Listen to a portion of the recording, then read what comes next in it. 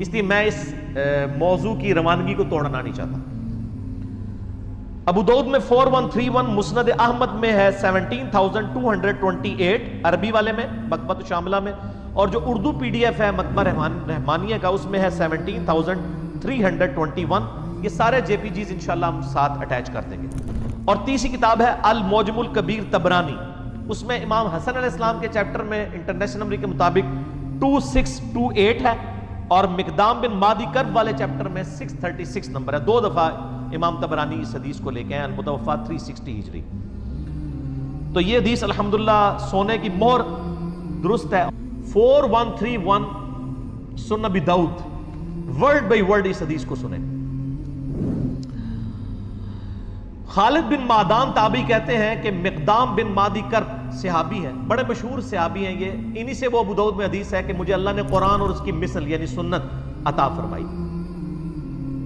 مقدام بن مادی کرب عمر بن اسود اور قبیلہ بنو اسد کا ایک آدمی جو اہل انسرین میں سے تھا، حضرت معاویہ ابن ابی سفیان رضی اللہ تعالیٰ عنہ کے پاس آئے جب وہ شام کے اندر یعنی بادشاہ تھے.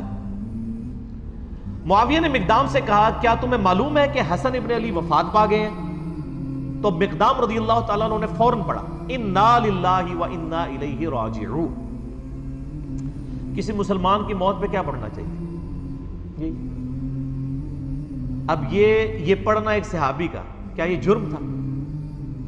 جب انہوں نے یہ پڑھا تو ابو داؤد نے کیا لکھا؟ فقال له فلان، تو ایک آدمی نے، ایک مرد نے، فلاں شخص نے اس کے جواب میں کہا. اب یہ فلاں کون ہے؟ وہ حضرت معاویہ خود تھے، کیونکہ مسند احمد میں موجود ہے معاویہ نے مقدام سے کہا. ابو داؤد کی عادت ہے کہ وہ جب کسی صحابی کا غلط کام آ رہا ہو نا تو اس کو فلاں کر جاتے ہیں. ابو داؤد کے اندر کئی مثالیں میں نے اس پمفلٹ میں لکھی ہیں. جب فلاں شخص فلاں کو ملنے کوفے آیا تو علی پر لعنت کروائی. وہ سنن نسائی الکبریٰ کے اندر ہے کہ جب معاویہ ابن ابی سفیان مغیرہ ابن شعبہ کو ملنے کے لیے کوفہ آئے تو حضرت علی پہ لعنت کروائی. تو ابو داؤد نے فلاں فلاں کر دیا. میرا ایک یوٹیوب پہ کلپ لاکھوں لوگ دیکھ چکے ہیں، سنی اور شیعہ کی کتابوں میں حق چھپانے کی مثالیں. یہی کام ناج البلاغہ میں جب مولا علی کا خطبہ حضرت عمر کے بارے میں آیا تو شیعہ نے بھی وہاں پہ وہ فلاں شخص پہ اللہ کی رحمت ہو، اس نے دین کے لیے یہ خدمات کی. یہ کام شیعہ نے بھی پایا ہے، کام سنیہ نے بھی پایا ہے. ٹھیک ہے نا جی؟ تو جدو کوئی کام پائے تو اس کام میں صرف اسی کاٹ سکتے ہیں. اللہ دے فضل نہیں، میں کوئی تکبر کے طور پہ نہیں، میں جسٹ جوک کے طور پہ بول رہا ہوتا ہوں، کیونکہ نہ میں وہابی نہ میں بابی، میں ہوں مسلم علمی کتابی. تو حضرت معاویہ نے کہا، مسند احمد میں بھی اور المعجم الکبیر طبرانی میں بھی موجود ہے جو میں نے نمبر بتایا، کہ حضرت معاویہ نے یہ کہا کہ مقدام کیا تم حسن کے مرنے کو مصیبت سمجھتے ہو؟ انا للہ و انا الیہ راجعون. میں نے کہا تھا نا آپ کو پتا چلے گا قاتل کون ہے یہ تو ہم نہیں کہتے، لیکن بینیفیشری کون ہے، خوشی کسے ہوئی حسن کے مرنے پر؟ آل امیہ کو. انہوں نے کہا، اب مقدام بن مادی کرب کو بڑا غصہ ہے. انہوں نے کہا میں حسن کی وفات کو مصیبت کیوں نہ سمجھوں جبکہ رسول اللہ صلی اللہ علیہ وآلہ وسلم نے ان کو اپنی گود میں بٹھایا ہوا تھا اور فرما رہے تھے حسن مجھ سے ہے اور حسین علی سے ہے.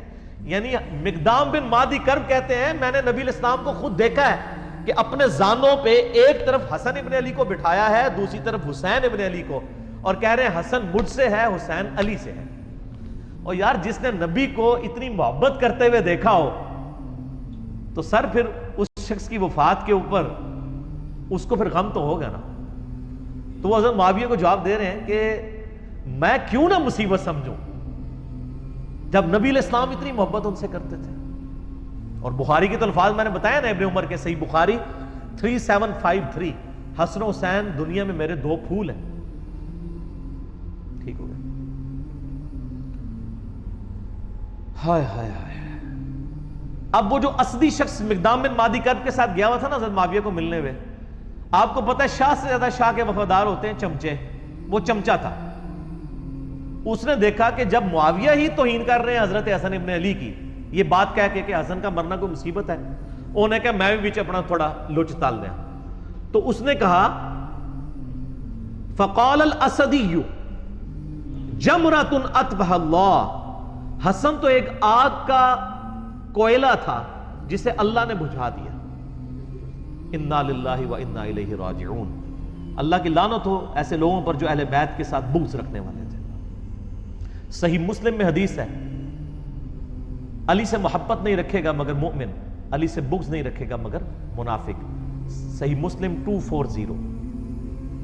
اور یہ آپ دیکھ لیں سیدنا علی کی اولاد کے ساتھ غدیر خم پہ جو نبی علیہ السلام نے کہا تھا میں اہل بیت کے معاملے میں تمہیں اللہ کا خوف دلاتا ہوں، 6225 سے 6228 تک صحیح مسلم میں وہ اہل بیت سے مراد مولا علی اور ان کی اولاد لی تھی، کیونکہ سنن نسائی الکبریٰ میں مسند احمد میں آگے الفاظ ہے غدیر خم کی حدیث کے کہ مولا علی کا ہاتھ پکڑ کے نبی علیہ السلام نے صحابہ کے دوران یعنی غدیر خم پہ بلند کر کے کہا من کنت مولاہ فہذا علی مولاہ، جس کا مولا میں اس کا مولا علی، جس کا جگری یار میں اس کا جگری یار علی، جس کا آقا میں اس کا آقا علی. اور پھر کہا اے اللہ علی جو علی سے محبت رکھے تو بھی اس سے محبت رکھ، جو علی سے بغض رکھے تو بھی اس سے بغض رکھ، کیونکہ علی کی اولاد نہیں ذبح ہونا تھا نا. یہاں پہ بھی آپ دیکھ لیں وہ اسدی کہتا ہے کہ حسن تو آگ کا ایک انگارہ تھا، ایک کوئلہ تھا دہتا ہوا جس کو اللہ نے بجھا دیا. یہ اس جملے کے اندر پوری قیامت ہے. آپ استغفر اللہ پڑھ رہے ہیں نا، اس ایک جملے کو اگر کھولیں نا تو میں گھنٹوں بول سکتا ہوں. یہ کسی کے لیے یہ جملہ کیوں بولا جاتا ہے کہ فلاں شخص دہتا ہوا انگارہ ہے؟ پرانے زمانے میں جب آپ نے آگ روشن کرنی ہوتی تھی تو دوسرے گھروں سے آپ کوئلہ لے کے آتے تھے. کوئلے کے اندر ہلکی سی آگ چل رہی ہوتی ہے، وہ آگ لا کے جب آپ لکڑیوں میں رکھتے ہیں تو لکڑیاں بھڑک اٹھتی ہیں. یہ لکڑیوں کو بھڑکانے والی چیز جو ہوتی ہے وہ ہوتا ہے دہتا ہوا کوئلہ. حسن کو اس نے دہتا ہوا کوئلہ کیوں کہا؟ چونکہ حضرت معاویہ نے صلح کی بھی تھی حسن ابن علی کے ساتھ کچھ شرائط کے اوپر. ان شرائط میں سے صرف ایک ہی شرط پوری کی تھی کہ جو مال غنیمت جو قرآن حکیم میں سورۃ الانفال میں آیا کہ اہل بیت کو 5واں حصہ ملے گا بیت المال میں سے، چونکہ ان پہ زکات نہیں لگتی، وہ دیتے تھے. باقی جو 4 شرائط تھیں، نمبر 1 حضرت معاویہ رضی اللہ تعالیٰ عنہ خلفائے راشدین کے طریقے کے مطابق حکومت چلائیں گے، کوئی نہیں پوری کی. نمبر 2 حضرت علی کے ساتھیوں نے جو ہتھیار ڈال دیے ہیں صلح حسن کے بعد وہ ان کے ساتھ ظلم و ستم نہیں ہوگا. آپ یہ میرا پمفلٹ پڑھیں، میں آج اس ڈیٹیل میں نہیں جانا چاہتا، وہ سب کچھ موجود ہے ان کے ساتھ کیا کچھ ہوا، بخاری مسلم سے میں نے ثابت کیا. نمبر 3 ممبروں کے اوپر جو سب و شتم کا سلسلہ جاری ہے حسن ابن علی کے والد علی ابن ابی طالب پہ، وہ ختم کروایا جائے. وہ چلتا رہا. صحیح مسلم میں ہے 6229 نمبر حدیث، مولا علی پہ لعنت کے الفاظ کے ساتھ لعنت کی جاتی تھی آل مروان کی طرف سے. اسی طریقے سے حضرت معاویہ اپنے بعد امت کو شورا پہ چھوڑیں گے، اپنے بیٹے کو نامزد نہیں کریں گے. لیکن وہ بھی آپ بخاری اٹھا کے 4827 نمبر حدیث 4827 دیکھ لیں، صحابہ نے مخالفت کی، انہوں نے زبردستی کیا. ٹھیک ہے، تو کوئی ایک شرط بھی نہیں مانی سوائے ایک مال غنیمت والا معاملہ. تو یہ سارے شرائط تھی. اب یہ شرائط جب کوئی بندہ پورا نہ کر رہا ہو تو جس سے صلح ہوئی ہو اس سے ڈر تو لگا رہتا ہے نا کہ کہیں یہ بھی اپنا صبر کا پیمانہ اس کا لبریز ہو اور یہ دوبارہ سے خلافت کے لیے کوئی تحریک اٹھا دے. جو جب تحریک اٹھائے گا تو تحریک اٹھانے والا جو شخص ہے وہ ایک دہتا ہوا کولا ہوگا جس سے آگ بڑھ سکتی ہے، خلافت راشدہ دوبارہ سے چڑھ سکتی ہے. اب آپ کو اس جملے کی گہرائی پتہ چلی. حسن ایک دہتا ہوا کولا تھا جسے اللہ نے بجھا دیا. انہوں نے کہا شکر ہے ختم ہوا ہے، انہوں نے اپنی مرضی نہ لے کام ٹور کے رکھاں گے. سمجھ آئی آپ کو؟ اب یہ جب گفتگو ہو رہی ہو کسی صحابی کے سامنے، یہ کسی وہابی کے آگے نہیں ہو رہی تھی، یہ صحابی کے آگے بات ہو رہی تھی، نہ کسی بابی کے آگے ہو رہی تھی. بابی بابوں کا دفاع کرتے ہیں، وہابی اپنے وہ بادشاہوں کا دفاع کرتے ہیں. یہ صحابی تھا مقدام بن مادی کرب. اس نے کہا کہ پہلے معاویہ نے یہ بات کی رضی اللہ تعالیٰ عنہ کہ حسن کا مرنا کوئی مصیبت ہے. اب اس کے چمچے نے آگے سے یہ بات کر دی ہے کہ حسن تو ایک آگ کا انگارہ تھا، اسے بجھا دیا اللہ نے. ہائے ہائے ہائے ہائے. اب مقدام فقال المقدام، مقدام نے کہا اما انا، انہوں نے کہا معاویہ جتنے تک میرا تعلق ہے نا فلا ابرح اليوم، آج میں اس وقت تک یہاں سے تیرے دربار سے نہیں اٹھوں گا حتی اغیظک، یہاں تک کہ میں تجھے غصہ نہ دلاؤں. یعنی تو نے مجھے تکلیف دی ہے نا حضرت حسن ابن علی کے بارے میں کامنٹس کر کے نیگیٹو،